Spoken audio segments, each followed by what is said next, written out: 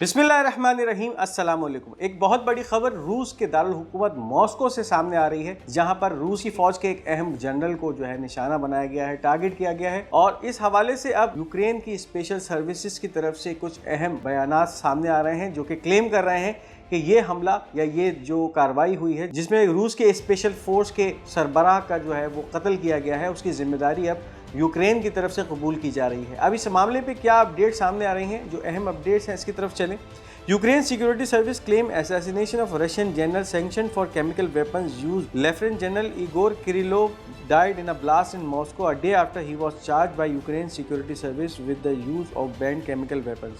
अब यूक्रेन की security service की तरफ से ये इल्ज़ाम लगाया जा रहा है रशियन इन हलाक होने वाले जनरल के ऊपर कि ये जो है कीव के ऊपर या यूक्रेन के ऊपर जो केमिकल हथियारों से हमले किए गए थे उसके अंदर इन्वॉल्व थे। और पिछले दिनों यूक्रेनी सिक्योरिटी सर्विस की तरफ से जो है इनको मोरल इल्ज़ाम ठहराया गया था, सैंक्शन लगाया गया था इनके ऊपर। और उसके फिर एक दिन बाद यूक्रेनी सिक्योरिटी सर्विस की तरफ से इसके कत्ल की जिम्मेदारी कबूल की जाती है। यानी फिर एक ऐसा धमाका किया जाता है इसके घर के नज़दीक, जिसके नतीजे में एक मोटरसाइकिल के अंदर प्लांट किया हुआ बम होता है, जो कि धमाके से फटता है रिमोटली। और इसके नतीजे में रूसी फ़ौज की एनसीबी फोर्स का ये लेफ्टिनेंट जनरल या सरबराह हलाक होता है अपने मुआविन के साथ, अपने असिस्टेंट के साथ। और उसके बाद जो है फिर रशियन इंटेलिजेंस हरकत में आती है और उसके बाद इस मामले की जांच पड़ताल शुरू की जाती है। इब्तिदाई तौर पे रशियन इंटेलिजेंस की तरफ से किसी भी किस्म की ये इत्तला सामने नहीं आती कि ये हमला किसकी तरफ से कबूल किया गया, लेकिन यूक्रेन की सिक्योरिटी सर्विस की तरफ से बबांगे दहल इस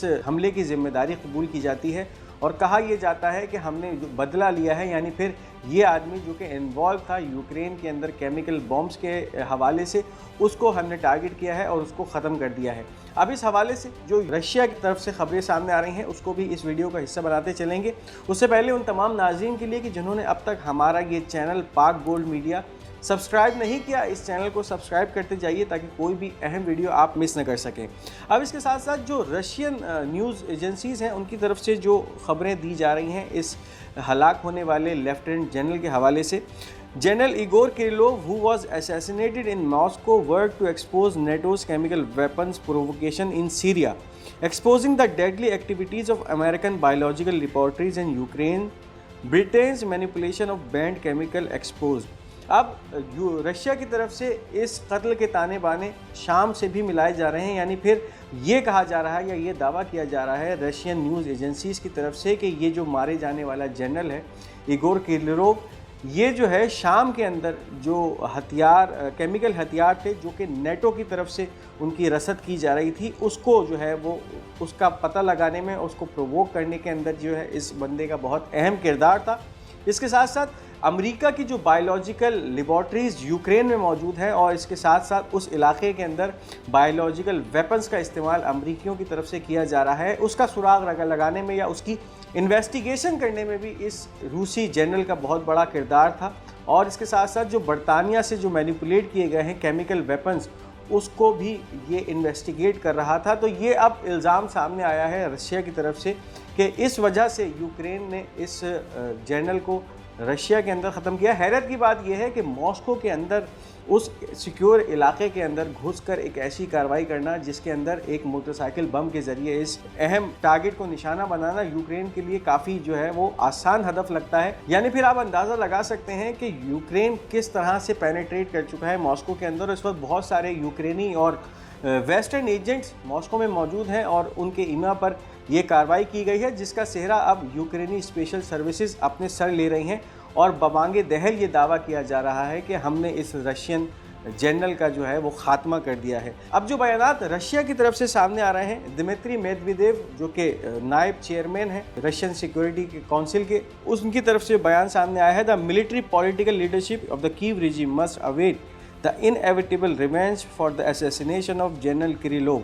The Kyiv regime, realizing the inevitability of its military defeat, is launching cowardly and despicable attacks on peaceful cities. अब दिमित्री मेदवेदेव की तरफ से ये वाज़े वार्निंग जारी हो चुकी है कीव रिजीम को या यूक्रेन की हुकूमत को कि इस वक्त मिलिट्री और सियासी लीडरशिप जो है कीव की या यूक्रेन की, वो अब इंतज़ार करे उस जवाबी हमले का जो कि अब सामने आएगा रशिया की तरफ से यूक्रेन के ऊपर, और वो हमला किया जाएगा इस कत्ल का बदला लेने के लिए, यानी फिर ये जो रशियन न्यूक्लियर फोर्स का जनरल मारा गया है उसको जो है अब उसका बदला लिया जाएगा यूक्रेन से। इसके साथ साथ ये भी कहा जा रहा है कि अब जबकि यूक्रेन इस तमाम मामले के अंदर जो है वो शिकस्त से दो चार है, तो अब वो इस तरह की बुज़दिलाना और घटिया कार्रवाइयाँ करने में जो है वो मशगूल हो गया है और पुरअमन शहरों को जो है अब वो निशाना बना रहा है। यानी मॉस्को के हवाले से कहा जा रहा है, मॉस्को एक बहुत पुरअमन शहर समझा जाता है, वहाँ पे इस तरह की दहशतगर्दाना कार्रवाई का हवाला देते हुए एक तरफ तो ये कहा जा रहा है कि इसका एक भरपूर और मुनज़्ज़म जवाब यूक्रेन को दिया जाएगा और कीव रिजीम जो है वो ख़तरनाक अब सिनेरियोस के लिए तैयार है। और फिर जिस तरह से इस वक्त इस जंग के अंदर कीव को बहुत ज़्यादा फ़ौजियों के हवाले से भी नुकसान उठाना पड़ रहा है, इसके साथ साथ मुसलसल बहुत सारे इलाके हैं जो कि रशियन फ़ौजें जिस पे पेशकदमी करती जा रही हैं, उनको ऊपर कब्ज़ा करती जा रही हैं। अब इस हवाले से ये बुज़दिलाना कार्रवाइयाँ हैं जो कि यूक्रेन की तरफ से रूस में की गई हैं। साथ ही साथ शाम से भी कुछ खबरें सामने आ रही हैं। शाम के नए लीडर अबू मोहम्मद अहमद अल शरा की तरफ से कुछ बयानात शाया किए गए हैं, यानी कुछ इंटरव्यूज़ हैं जो कि टाइम मैगजीन को दिए गए हैं, उस हवाले से कुछ अहम स्टेटमेंट्स हैं। Ahmed al Sharaa told the Times Syria will not be used as a base for launching attacks against Israel और any other country. There is no longer the presence of Hezbollah or Iranian militia in Syria, so Israel's justification for its airstrike no longer stand. हयात तहरीर शाम के रहनुमा और जो कि इस वक्त शाम पे हुकूमत कर रही है इंटर्म गवर्नमेंट, उसके कमांडर अहमद अल शरा की तरफ से टाइम मैगजीन को जो इंटरव्यू दिए गए उसमें अब ये वाजे कर दिया गया है कि इस वक्त शाम जो है मज़ाहिमत के लिए मुकम्मल तौर पे अपना रास्ता बंद कर चुका है, यानी फिर इसराइल के ख़िलाफ़ किसी भी तरह का लॉन्चिंग पैड जो है वो नहीं बनेगा शाम, यानी फिर मज़ाहिमत के लिए किसी भी तरह से फ़ायदेमंद या सूदमंद साबित नहीं होगा अब शाम। एक वाज़े पॉलिसी है जो कि इन हयात तहरीर शाम के लीडरान की तरफ से अब सामने आ चुकी है, यानी फिर ये मुकम्मल तौर पर इसराइल के मफादात की पासदारी कर रहे हैं। और इसके साथ साथ ये भी कहा गया है एक तरफ तो ना शाम इसराइल के ख़िलाफ़ कोई कार्रवाइयाँ करेगा, ना इसके साथ साथ किसी दूसरे ममालिक, यानी फिर इशारा इस तरफ है कि यानी फिर तुर्की की तरफ भी कोई हमला नहीं किया जाएगा। मगर इसके साथ साथ ये देखना है कि क्या शाम से अब लबनान के इलाकों पे हमले किए जाते हैं या फिर जिस तरह से अब खबरें एस्केलेट कर रही हैं कि शाम के बाद उर्दन का नंबर है, तो क्या अब शामी इलाकों से उर्दन की तरफ हमले किए जाते हैं। तो ये चीज़ें देखना जो है अब वक्त आने वाला वक्त जो है इसके ऊपर जो है रोशनी डालेगा। इसके साथ साथ ये भी कहा गया है कि इस वक्त शाम के अंदर हिजबुल्लाह या ईरानी मिलिशिया की कोई बाक़ियात या कोई प्रेजेंस मौजूद नहीं है, और इसके साथ साथ इस वक्त इसराइल के जो भी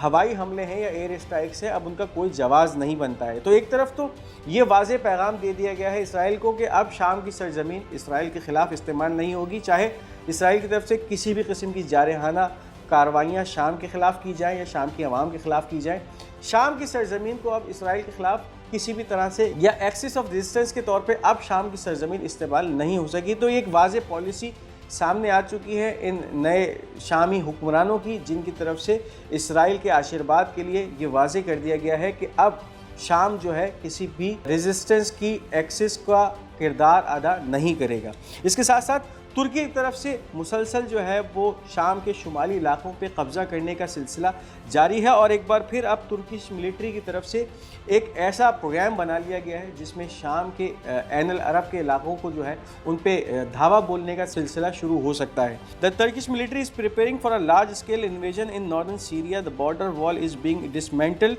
we are supposedly talking about a major operation against Kurdish paramilitaries. अब तुर्क अफवाज की तरफ से एक बहुत बड़े हमले की तैयारी कर ली गई है, और वो जो बाड़ लगाई गई थी, यानी जो सरहदी बाड़ थी ऐन अल अरब के इलाकों की, और जो कि मिलाती थी उसको तुर्किश सरहदी इलाकों से, उसको मुकम्मल तौर पे ढा दिया गया है, और इस वक्त जो है वो मुकम्मल तौर पे वो दीवार मुनहदिम कर दी गई है। इसके साथ साथ ये भी अंदाज़ा लगाया जा रहा है, यानी जो शाम का शुमाली इलाका है और वहाँ पे कुर्दों की एक बहुत भारी अक्सरियत मौजूद है। इसके साथ साथ जो उनकी एक पैरामिलिट्री फोर्स है जिसका नाम SDF है या सीरियन डेमोक्रेटिक फोर्स कहलाती है, उनके ख़िलाफ़ अब तुर्की की अफवाज एक बड़े पैमाने पे कोई ऑपरेशन करने जा रही हैं, और आने वाले घंटों में एक बहुत बड़ा और शदीद हमला होगा जो कि इन कुर्दिश अफवाज के ख़िलाफ़ तुर्की की तरफ से बराह रास्त शाम की सरजमीन पे किया जा सकता है। इसके साथ साथ एक और कार्रवाई हुई है, यमनी हौसियों की तरफ से एक बार फिर इसराइल को निशाना बनाया गया है एक ऐसे हाइपरसोनिक मिसाइल के ज़रिए जिसका इस्तेमाल यमनी काफ़ी अरसे से